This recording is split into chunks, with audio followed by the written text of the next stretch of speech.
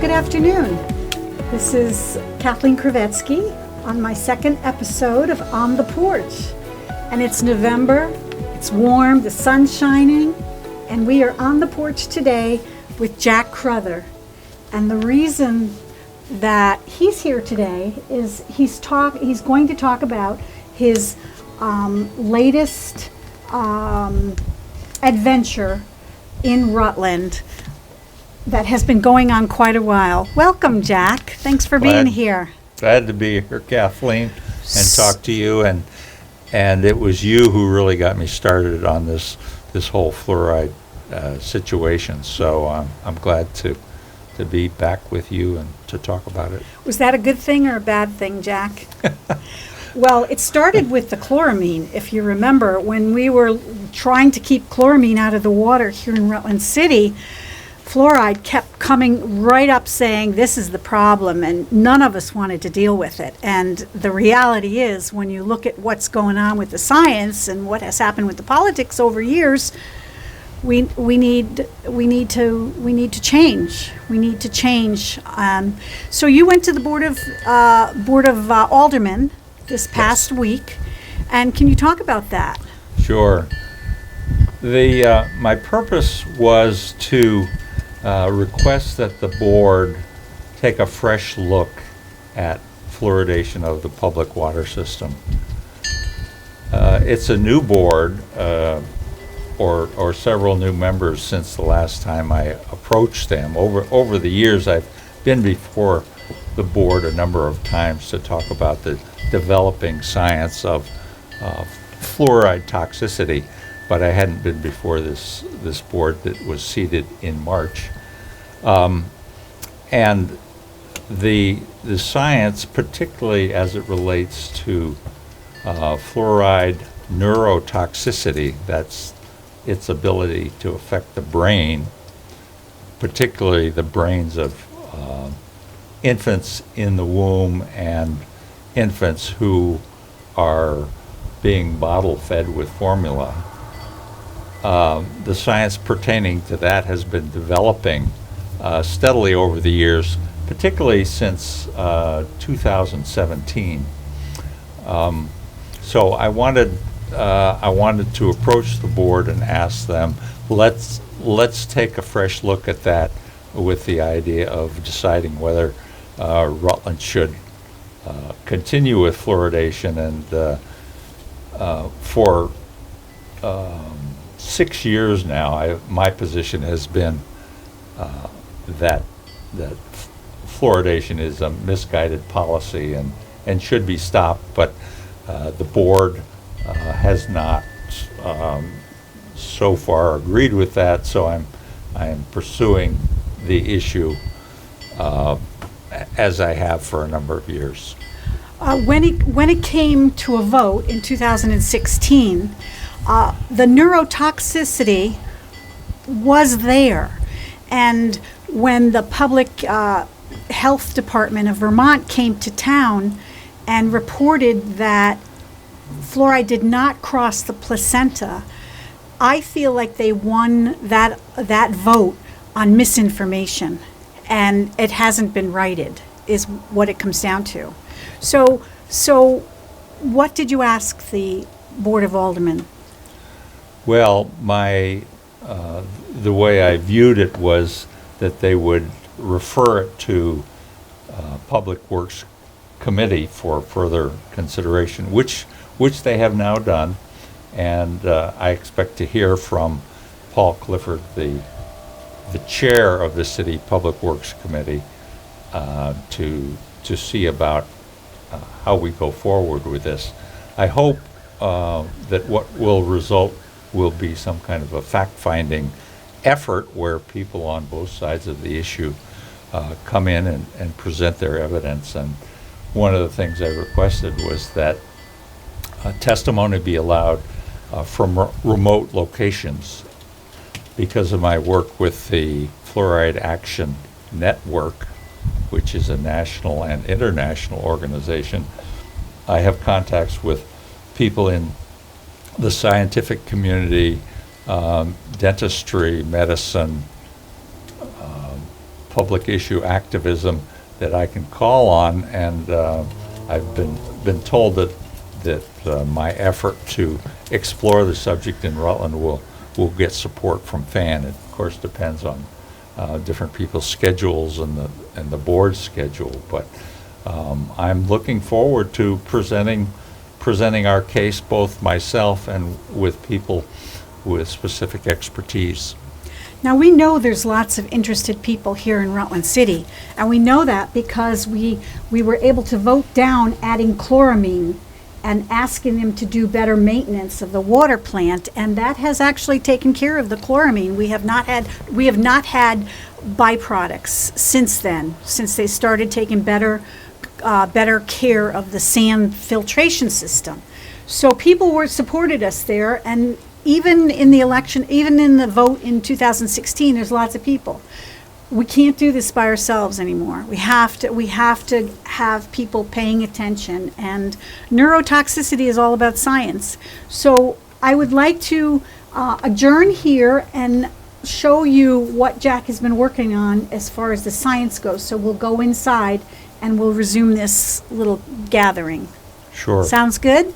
And so we're here in Jack's home, and when we talked about the science of fluoridation, there's a long history, and we all know about science today because we're listening to what's going on in the TV on who believes in science and who doesn't. So Jack, could you talk about the beginnings of how fluoride came? Was it based on scientific fact, or what would you call it? Well, the inquiries that led to the discovery of the effect of fluoride on teeth and fluoridation traces back to about 1901, when a dentist, Frederick McKay, established a dental practice in Colorado, and he noticed something that was known as Colorado brown stain on the teeth, and it was very prevalent in certain areas, and he was mystified by this, but it was ultimately traced to the water supply of the people who had this effect. And then around early 1930s, it was found through the efforts of an Aluminum Company of America chemist that fluoride was the cause of these brown stains. Fluoride is now known to interfere with the formation of tooth enamel. Well, so there were various studies that were carried out, and ultimately the suggestion was made that because the people with these brown stained teeth seem to have fewer cavities, the suggestion came from industry, basically, that, well, maybe fluoride could be used to prevent tooth decay. Because they were cavity free. Well, the teeth seemed to be resistant to cavities, Right. even though the structure of the teeth for a long time has been recognized as weaker when this condition exists. So in any case, there was some research conducted. It has since been scrutinized and criticized, but in any event, in 1945, there began two tests of fluoridation, that is, putting fluoride in the water supply. This was in Newburgh, New York, and Grand Rapids, Michigan. So that started in 1945. By 1950, even though the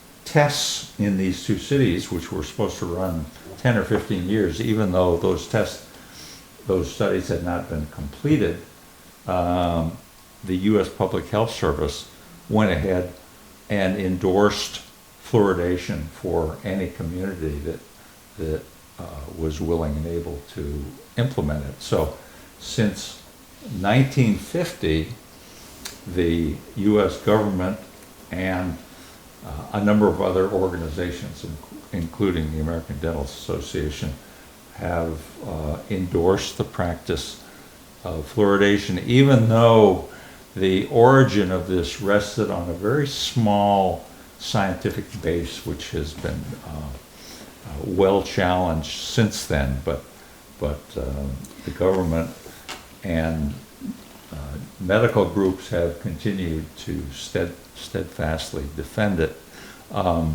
What needs to be recognized is that industry played a large role in getting this program established, and I can go into that if you'd like, but I'll pause and let you ask another question. Well, let's talk about the fluorosis back then, that they knew that it was damaging the teeth, but what they decided to say was that it was actually a sign of beauty to have fluorosis. And people bought it, that if you had white streaks, and you can look in your mouth and see if you drank too much fluoride as a kid, because you will have white streaks. And indeed, 40% of the population now, is it 40% of the young population, or is it everybody? Adolescence, I think, is the descriptor. Right. So it wasn't based on science. It was based on studies that they gave up early because they just thought it was a good thing to put fluoride in your water, because they didn't want it coming out of the smokestacks. And you talk about where they get the fluoride to put in our water. So the major source of fluoride for public water systems is the phosphate fertilizer industry. When you produce phosphate fertilizer by treating ore with sulfuric acid, one of the byproducts is called fluorosilicic acid. This is a liquid that's scrubbed out of the smokestacks of these factories that make phosphate fertilizer. Because it's not allowed to go into the atmosphere. It's not allowed to go into the atmosphere, and this liquid called fluorosilicic acid, it's highly corrosive. It's really hazardous waste. You cannot simply dump it in a river or the ocean or a pond or anything like that.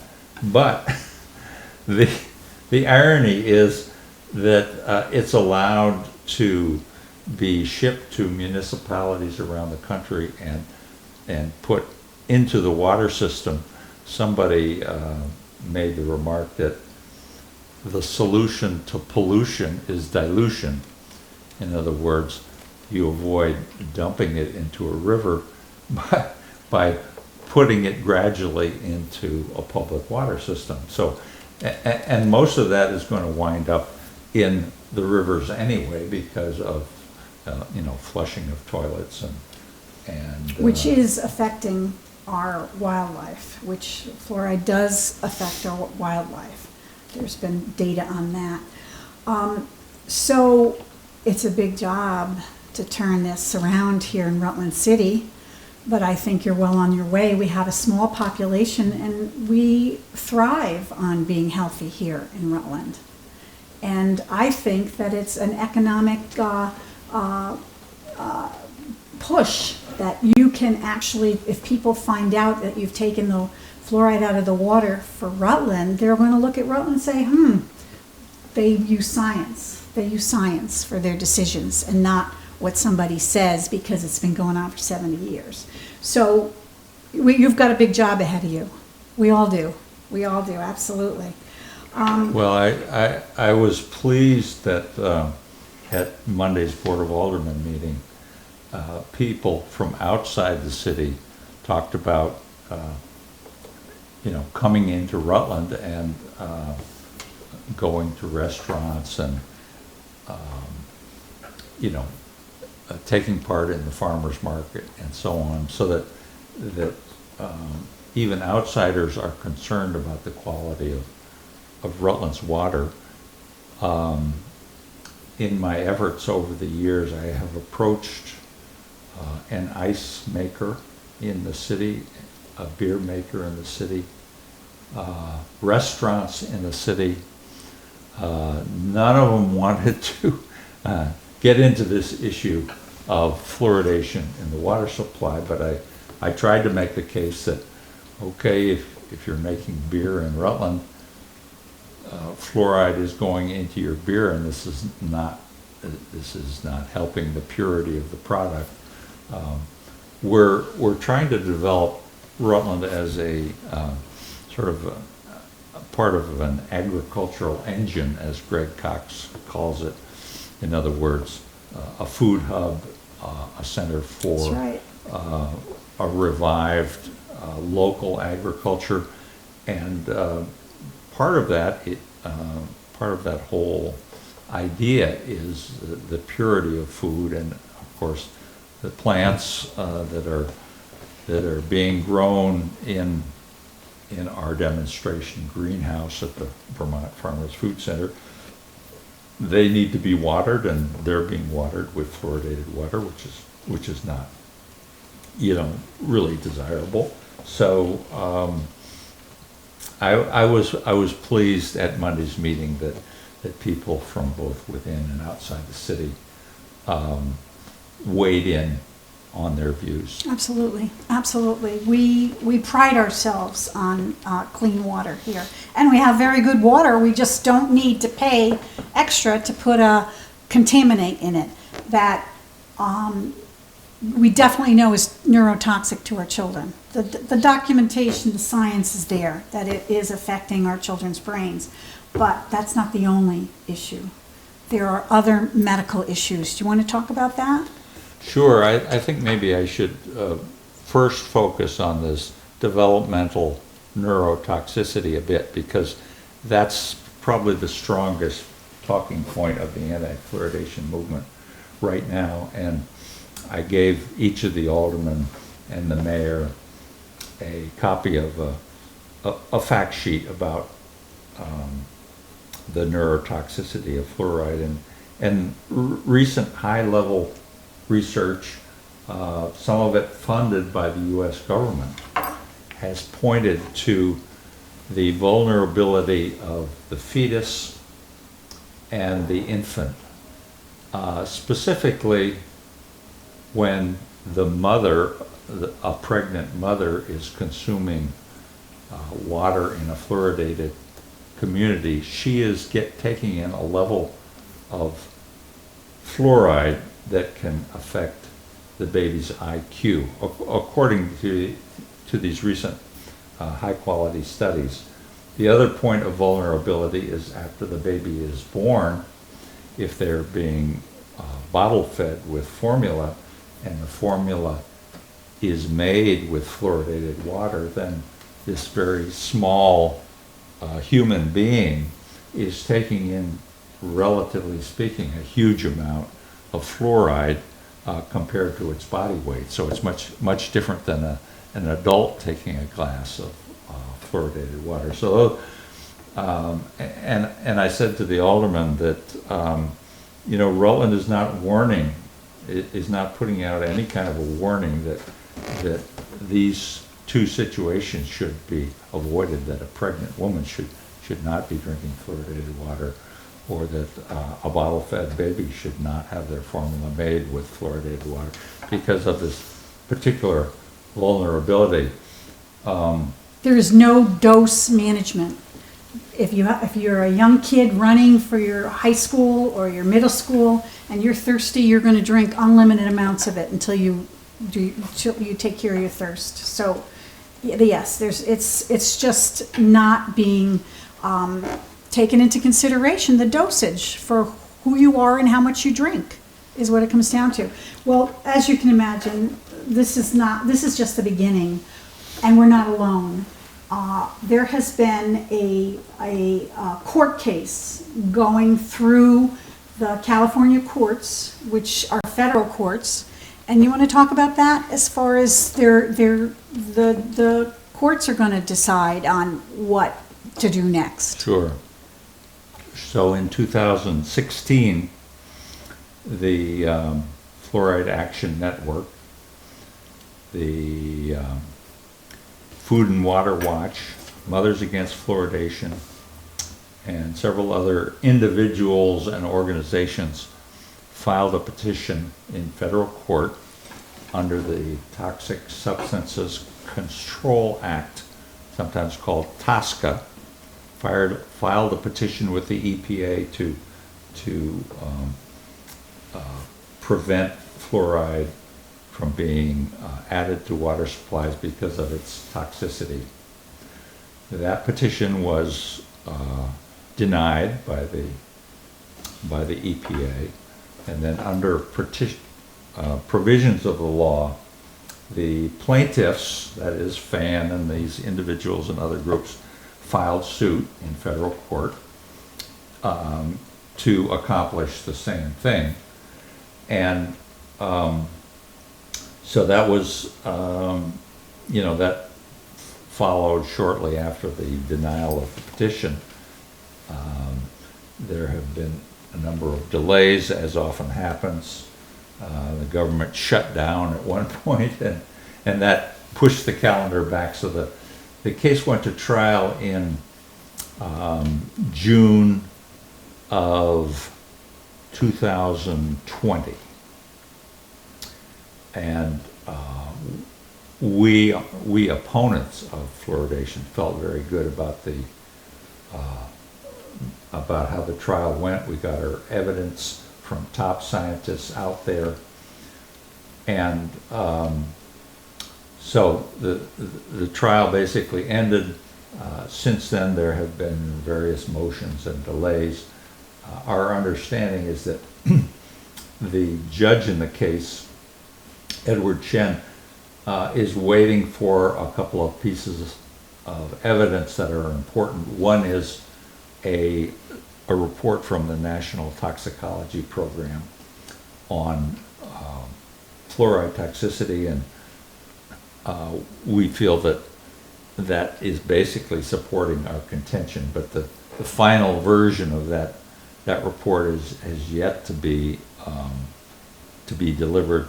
And then in addition, there's a study out of Spain dealing with neurotoxic effects on IQ, and the judge was interested in getting those results as well. So the next hearing is scheduled for January of 2022, and we're hoping to see this thing wrapped up soon in the coming year, but it's given the delays thus far, it's a little So hard it may to- be outlawed in the future, but waiting when you know it's a neurotoxic on our kids is just not good ethics, really. Well, there's a lot more that we can talk about, but I think the bottom line is, what can people do now? And that is make sure your kids are brushing their teeth with fluoridated toothpaste. We're not against direct application. The science shows that fluoride directly on your teeth works. The science shows fluoride ingested does not work. It causes more problems than not having it. What else, Jack? What else can we do as far as consumers and residents of Rutland City? Well, I would love it if Public Works Department at least put out a warning to pregnant women and parents of young children that keep fluoride away from these people. Buy bottled unfluoridated water, mixed formula. Well, of course, breastfeeding is preferred, but mixing formula with unfluoridated water is another protective measure. That should be publicized. Yeah. Right over there is a reverse osmosis water filter, which I've used for several years, and that unit costs about $400, but my wife and I and any visitors are able to to drink unfluoridated water, make our coffee, steam our vegetables with unfluoridated water. Important. Because we have that. You kind of touched on an area that carries the label precautionary principle. In other words, until the science is finalized, which may be years down the road, it will never really be finalized. But in the meantime, shouldn't we halt the fluoridation of water? And I would love to see that the city of Rutland just pause while they're investigating this in light of the risks that have been clearly demonstrated. So, a warning, a pause, but in any case, it looks like we're going to have an examination of the fluoridation issue, which I'm happy that it's going to happen. Thank you. And thank you for all your work you've done over the years. That has been really helpful to me, especially because trying to do this alone sometimes is difficult. But we know when we lost that vote, when the pro-fluoride people put out misinformation, we still had a vote of 2/3. What was the vote? So well, the margin was 3-2. Right. So it was 2,600 in favor of continuing fluoridation, 1,600 against. And so we often hear, well, the people have decided, but the thing that's missing from that statement is that I don't have the right to fluoridate my neighbor's water, to virtually force my neighbor to take a drug in the water system under standard and long-standing medical ethics. Informed consent says that the patient has a right to decide whether or not to take a drug or not to take it. And a dentist who was advising his patient to take fluoride pills, for example, if the patient said, no, I don't want to do that, the dentist would have no alternative but to accept that. And yet somehow we're comfortable with putting this chemical, this drug, into the water supply, where you have to take, you have to spend money and go to the trouble of getting an alternate water supply if you don't want that. So the ethical issue has just been kind of swept aside in this matter. So we'll be bringing it to your attention. Please share this with your friends, let your friends know, talk to our elected leaders, and hopefully the discussion will be wide open this time. Thank you today for Glad to be Jack with you, Crowther Kathleen. and Kathleen Krevetski on the porch inside where it's cold. Thank you so much, and we'll see you next time.